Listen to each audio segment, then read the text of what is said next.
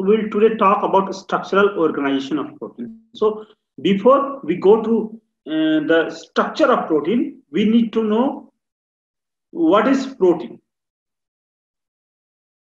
So protein is a polymer of amino acids. It is a polymer of amino acids. So then question, polymer of amino acids. When we talk about, when we tell something, when we talk about any polymer, the polymer will have some bond.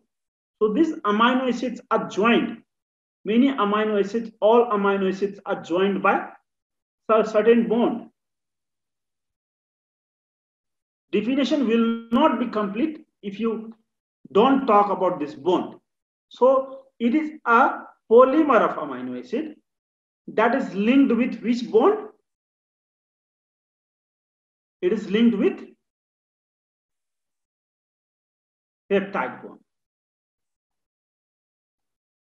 So these are amino acids, polymer of amino acid that is linked, that are linked by peptide bond. Understand this. So definition of amino protein is polymer of amino acids linked by peptide bond. Definition of DNA is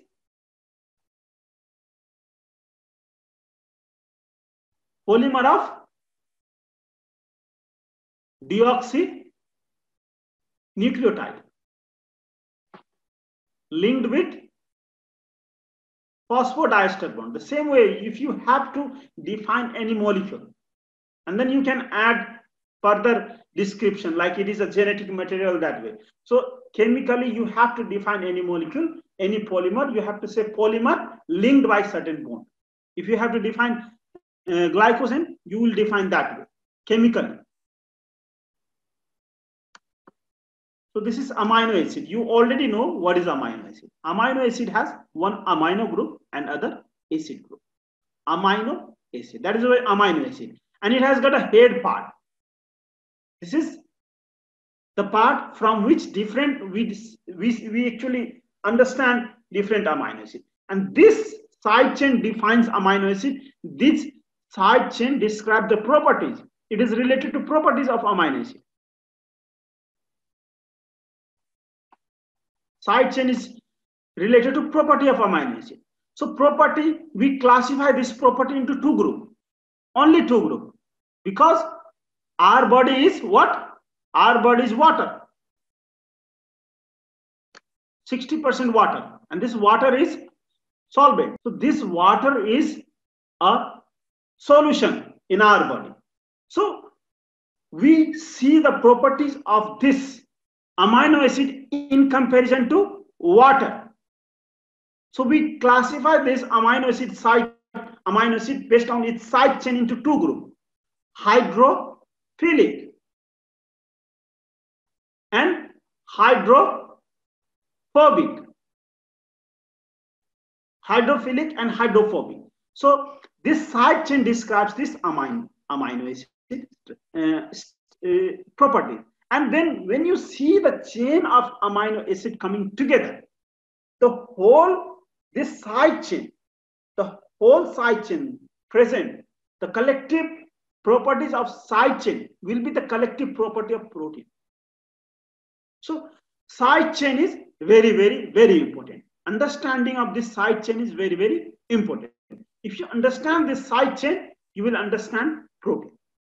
Amino and acid, amino acid is amino and acid. This both group are incorporated into bond. Let's see. So you can see, let's see this amino acids. You can see these all amino acids. There are two types of amino acids based on solubility in water. One is hydrophilic, other is hydrophobic. I'm not going to talk in detail about this. Just understand acidic basic amino acid because it has charge, negative charge. Acidic amino acid has negative charge and basic has positive charge. And you can see positive amino acid, basic amino acid are arginine, lysine and histidine. These three are basic amino acid. And then acidic amino acid are glutamic acid. And then aspartic acid. So this two acid, it has got negatively charged carboxy terminal.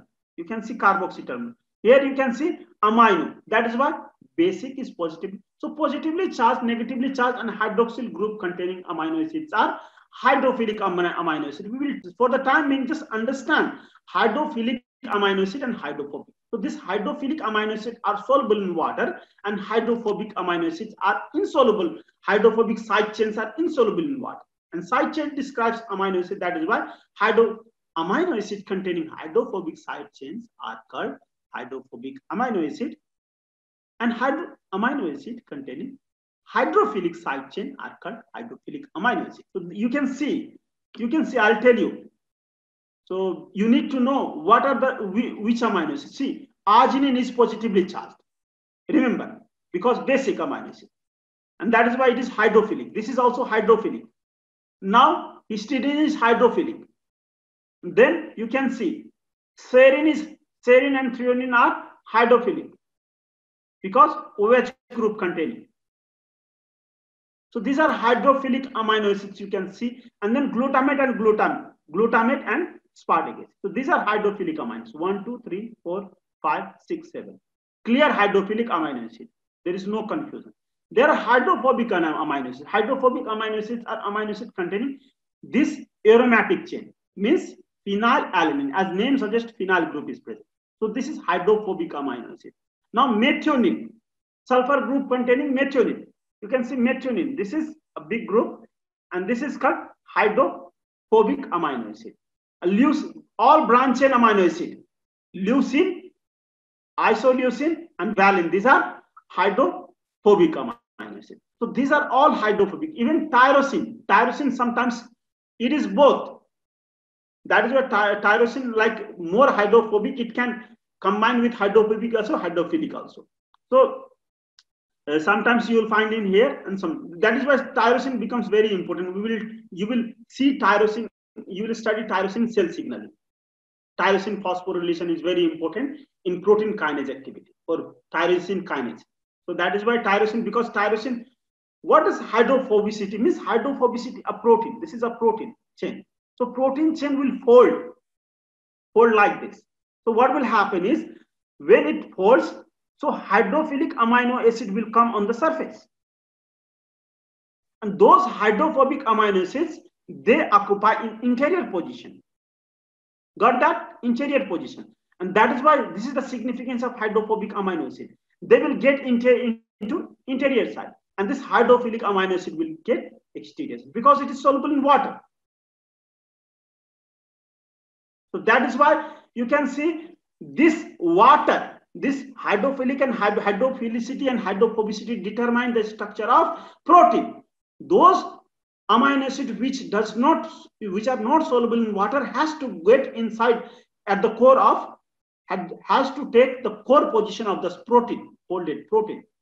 To understand, that is why this hydrophobicity and hydrophilicity is very important, because this hydrophilicity and hydrophobicity of amino acid decide the final structure of protein, folded structure of protein.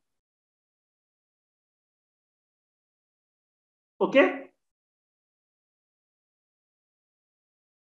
Did you understand till now? Any question? No, sir. Okay. Perfect. So let me talk a little bit about this tyrosine. So tyrosine, what happens is tyrosine kinase, when this tyrosine kinase can occupy interior position. So, but when there is internal environment change inside the cell, so this tyrosine can come out of the cell and it will be phosphorylated. It will be phosphorylated, and this phosphorylation makes it more soluble. So this is the property of tyrosine. So it is more hydrophobic, but less hydrophilic also. More hydrophobic, and it has hydrophilic property as well.